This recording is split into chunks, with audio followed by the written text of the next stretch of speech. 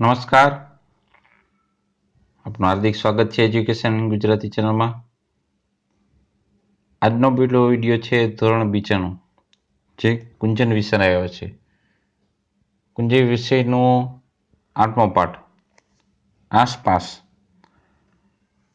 આ પાઠના આપણે પ્રશ્ન જવાબ દાખલાઓ શીખીશું। તો ચિત્ર આધારે નીચેના પ્રશ્નનો જવાબ દેવાનો છે। આ ચિત્ર છે, ઝાડ પર વાંદરો બેઠો છે, પોપટ છે, પક્ષી છે, પતંગિયા, ફૂલો। તો અહીં આપણે પ્રશ્ન પૂછ્યા છે કે ચિત્રમાં કયા કયા પક્ષીઓ દેખાય છે? તો ચિત્રમાં પોપટ, કાગડો, કબૂતર દેખાય છે। બીજો પ્રશ્ન, ચિત્રમાં કયું પ્રાણી દેખાય છે? તો ચિત્રમાં વાંદરો દેખાય છે। ત્રીજો પ્રશ્ન, ચિત્રમાં પતંગિયા કેટલા છે? તો ચિત્રમાં 3 પતંગિયા છે। ચોથો પ્રશ્ન, ઝાડ પર કેટલા પશુ પક્ષીઓ બેઠા છે અને ક્યાં ક્યાં? તો ઝાડ પર 1 પશુ, 2 પક્ષી એટલે કે કબૂતર, પોપટ અને વાંદરો ત્રણેય બેઠા છે ડાળીઓ પર। પાંચમો પ્રશ્ન, હવામાં કેટલા પક્ષીઓ ઉડી રહ્યા છે અને ક્યાં ક્યાં? તો હવામાં 2 પક્ષીઓ ઉડી રહ્યા છે, બંને કાગડા છે। પ્રશ્ન છઠ્ઠો, ચિત્રમાં દેખાતા પશુ પક્ષીઓના રંગ કયા કયા છે? તો એમાં પોપટ છે એ લીલો, કબૂતર રાખોડી, કાગડો કાળો અને વાંદરો ભૂખરો કલર એટલે રંગ ધરાવે છે। સાતમો પ્રશ્ન, ચિત્રમાં દેખાતા ફૂલોના રંગ કયા કયા છે? તો ચિત્રમાં વાદળી, કેસરી અને પીળા રંગના ફૂલો છે। આઠમો પ્રશ્ન, પીળા ફૂલોવાળા છોડના પાન કેટલા છે? તો પીળા છોડવાળા જે ફૂલ છે, પીળા ફૂલવાળા છોડ છે, એના પાન છે કુલ 12 પાન છે।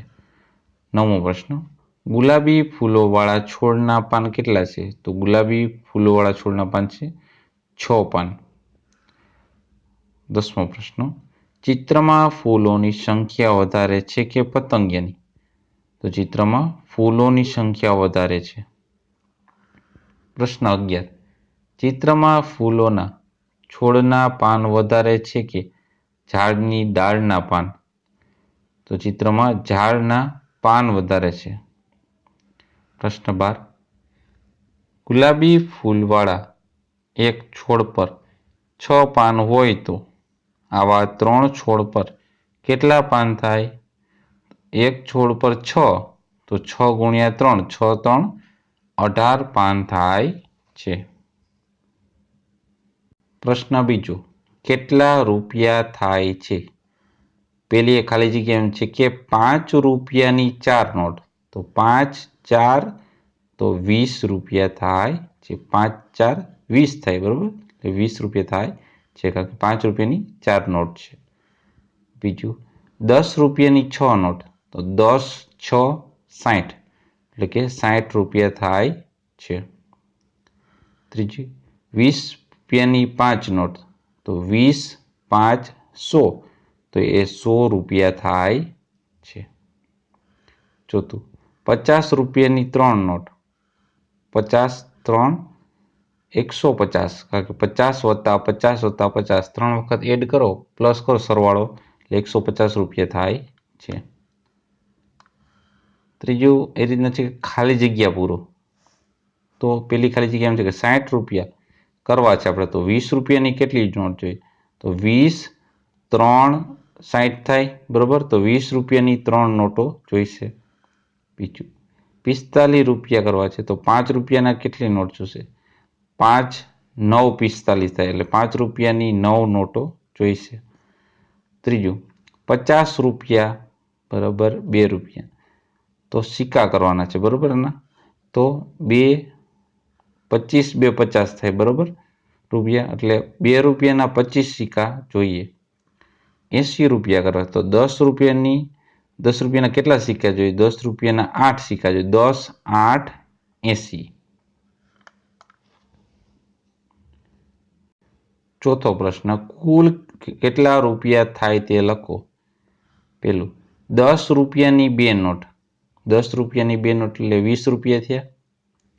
અને 5 રૂપિયાની 4 નોટ, તો 5 4 20, 20 વત્તા 20 એટલે કે 40 રૂપિયા થાય છે. પછી 20 રૂપિયાની 3 નોટ, 20 3 60 થાય. અને 5 રૂપિયાની 5 નોટ એટલે 5 રૂપિયાની 5 નોટ, બરોબર. એટલે 20 રૂપિયાની 3 નોટ છે એટલે 20 3 60 એટલે 5 55 25 એટલે 60 વત્તા 25 એટલે થાય 95 રૂપિયા, બરોબર. અહીંયા થોડું પ્રિન્ટ મિસ્ટેક છે. 20 રૂપિયાની 3 નોટ એટલે 20 3 60, 5 રૂપિયાની 5 નોટ 55 25, 60 વત્તા 25 એટલે 5 ને 5 6 ને 2 5 85 રૂપિયા. એટલે 5 એડ કરવાનું ભૂલ છે, પ્રિન્ટ મિસ્ટેક, 85 આવશે, બરોબર. ત્રીજું 50 રૂપિયાની બે નોટ એટલે 100 રૂપિયા થયા. અને 10 રૂપિયાની 3 નોટ એટલે 100 વત્તા 30 એટલે 130 રૂપિયા થાય છે. ચોથું 5 રૂપિયાના 6 સિક્કા, 6 5 30 અને 10 રૂપિયાના 3 સિક્કા એટલે એ પણ 30, 30 વત્તા 30 એટલે કે 60 રૂપિયા થાય છે. પાંચમું મણકા ગણી સંખ્યાના ખાનામાં આપેલા રંગ પ્રમાણે રંગ પૂરવાના છે. તો આપણે 10ના કેટલા મણકા છે? 10ના 1 2 3 4 ને 5, 10 5 50, પછી 51 52 53 54 ને 55 લખવાના. પછી 10 ને કેટલી મણકા છે? 1 2 3 4 5 6 7 ને 8, 8 10 80. ત્યારબાદ 10ના 4 મણકા છે. 1 2 3 ને 4, 10 4 40, 41 42 43 ને 44 થયા. એ જ રીતના 10ના 1 2 3 4 5 6, 10 6 60, 61 62 63 64 65 ને 66. પ્રશ્ન છઠ્ઠો એમ છે કે સૂચના પ્રમાણે રંગ પૂરવાના છે. જો વર્તુળ હોય તેમાં લીલો, આ રીતના લંબચોરસ હોય તો પીળો, ત્રિકોણ હોય તો લાલ અને ચોરસ હોય તો જાંબલી. આવો રંગ પૂરવાના છે. દરેક વિદ્યાર્થીએ પ્રવૃત્તિ કરવાની છે. ત્યારબાદ પ્રશ્ન 7મો, ચિત્ર પૂર્ણ કરો અને તેમાં મનપસંદ રંગ પૂરો. તેમાં આ રીતના ચિત્ર પૂર્ણ કરવાના છે બંનેમાં, આમાં રંગ પૂરવાના છે. પ્રશ્ન 8મો છે કે અધૂરું ચિત્ર પૂર્ણ કરી મનપસંદ રંગ પૂરવાના છે. આમાં ચિત્ર અધૂરું હશે એમાં તમારે દોરી અને મનપસંદ રંગ પૂરવાના છે.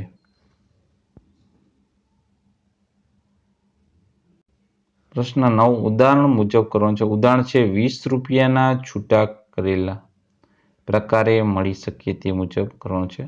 તો 20ના છૂટા પડ્યા 10 વત્તા 10, પછી 10ના અલગ પડ્યા 5 વત્તા 5, પછી આ 10ના અલગ પડ્યા એટલે 5 5 5 4 વખત થયા. ત્યારબાદ આ 5ના અલગ કર્યા એટલે 2 વત્તા 2 વત્તા 1. તો આ દરેકના 5ના શું થશે? 2 વત્તા 2 વત્તા 1, આ પહેલાનું, પછી બીજાનું, એ જ રીતના ત્રીજાનું અને ચોથાનું આ લખેલું છે. એ જ રીતના પેલું છે આપણે કે 10 વત્તા 10 બરોબર એટલે કર્યું 5 વત્તા 5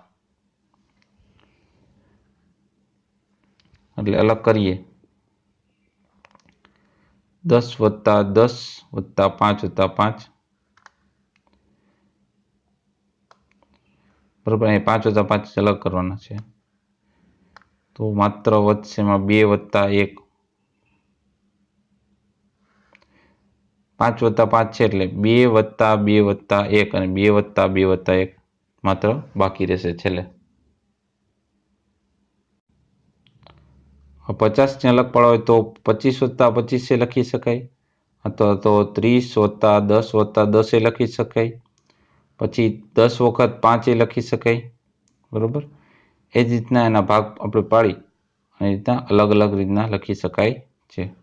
પછી 5 છે એ 10 વખત લખી શકાય, 2 વખત 20 અને 1 વખત 10 પણ એ રીતના લખી શકાય છે. તો એક બીજી રીતના પણ લખી શકીએ આપણે કે 5 પાંચ આ 5 ચોક 4 વખત, પછી પાછા 5 2 વખત, પાછા 2 વખત, પાછા 2 વખત, એ રીતના 5 5ની હરોળ કરી શકાય, 10 10ની હરોળ, 20ની, 2 20ની, 1 10ની, એ રીતના અલગ અલગ રીતના 50 લખી શકાય છે. ઉદાહરણ મુજબ સરવાળા કરી સામેની આકૃતિ તેના જવાબમાં બાજુમાં ખાનામાં દોરવાની છે.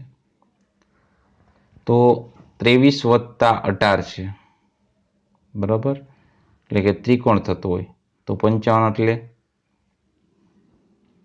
તો રીતના લંબચોરસ થશે. પછી આ રીતના ચોરસની અંદર વર્તુળ થશે. પછી આ 64 એટલે કે આ 50 ને 14 એટલે આ સર્કલ, 2 સર્કલ અંદર થશે, બરોબર. જે લંબચોરસની વાત થતી અહીંયા લંબચોરસ આપણે દોર્યું. પછી 90 એટલે કે આ રીતના સર્કલની અંદર ત્રિકોણ થશે. 60 વત્તા, તમે જો દરેકના સરવાળા આપ્યા છે, બરોબર. પછી 50 એટલે કે 25 વત્તા 25 એટલે આ રીતના ત્રિકોણની અંદર વર્તુળ. 92 એટલે ત્રિકોણની અંદર ચોરસ આર્ય. 75 વત્તા 17 એટલે 92 થાય. તો આ રીતના આકૃતિ દોરેલ છે. ટૂંકમાં આ સામે ઓપ્શનમાં આપણે આપેલા છે અહીંયા દર્શાવવાના છે. ચાલો ગૃહ કાર્ય કરીએ. પેલું, કેટલા રૂપિયા થાય? 5 રૂપિયાની 6 નોટ, 5 ચોક 30 રૂપિયા થાય. બીજું, 10 રૂપિયાની 7 નોટ, 10 7 70 રૂપિયા થાય. ત્રીજું, 20 રૂપિયાની 4 નોટ, 20 4 80 રૂપિયા થાય. 10 રૂપિયાની 5 સિક્કા, તો 10 5 50 રૂપિયા થાય. બીજો પ્રશ્ન, ખાલી જગ્યા પૂરો. 100 રૂપિયા કરવા છે તો 10 રૂપિયાની કેટલી નોટ જોઈએ? તો 10 10 ને 100. 5 રૂપિયાના કેટલા સિક્કા કરીએ તો 40 થાય? 5 8 40. પછી 2 રૂપિયાના કેટલા સિક્કા કરીએ તો 36 થાય? 18 2 36. પછી 60 રૂપિયા કરવા છે તો 20 રૂપિયાની કેટલી નોટ જોઈએ? તો 20 3 60. ત્રીજું, કુલ કેટલા રૂપિયા થાય તે લખો. 10 રૂપિયાની 3 નોટ, 10 3 30, અને 10 રૂપિયાના 2 સિક્કા, એટલે 30 વત્તા 20, આ 10 2 20 થાય. 30 વત્તા 20 એટલે 50 રૂપિયા થયા. બીજું, 20 રૂપિયાની 4 નોટ, 20 4 80, અને 2 રૂપિયાના 7 સિક્કા, એટલે 7 2 14, 80 વત્તા 14 એટલે 94. પછી 50 રૂપિયાની 1 નોટ એટલે 50, અને 5 રૂપિયાની 8 નોટ, 8 5 40, 50 વત્તા 40 એટલે 90 રૂપિયા. ચોથું, 5 રૂપિયાના 7 સિક્કા, 5 7 35, 100 રૂપિયાની 1 નોટ, એટલે 35 વત્તા 100 એટલે 135 રૂપિયા થશે. ચોથું, સરવાળો કરી તેની સામેની આકૃતિના જવાબમાં બાજુના ખાનામાં દોરો. હવે 58 છે આપણે, તો 58 કેના થાય જોઈએ આપણે. તો અહીંયા 29 વત્તા 29 એટલે 58 થશે. તો એ રીતના આકૃતિ અહીં દોર નાખવાની. પછી 50 કેમાં થાય જોઈએ, તો 6 ને 4 10, 10 ને 10,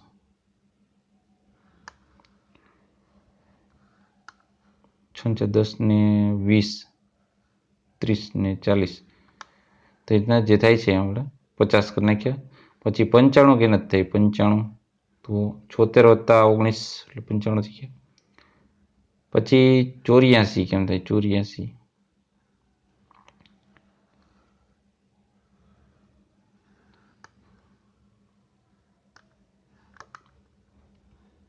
તો ચોથું જવાનું 84 કેમાં થાય છે? અહીંથી થાય છે 72 વત્તા 16, તો એનો એ જવાબ બનાવવાનો. પછી 90, 90 કઈ રીતના થાય છે? 90, તો 50 વત્તા 40 90, એટલે સર્કલની અંદર ચોરસ આવશે, વર્તુળની અંદર. પછી 40, તો 40 એટલે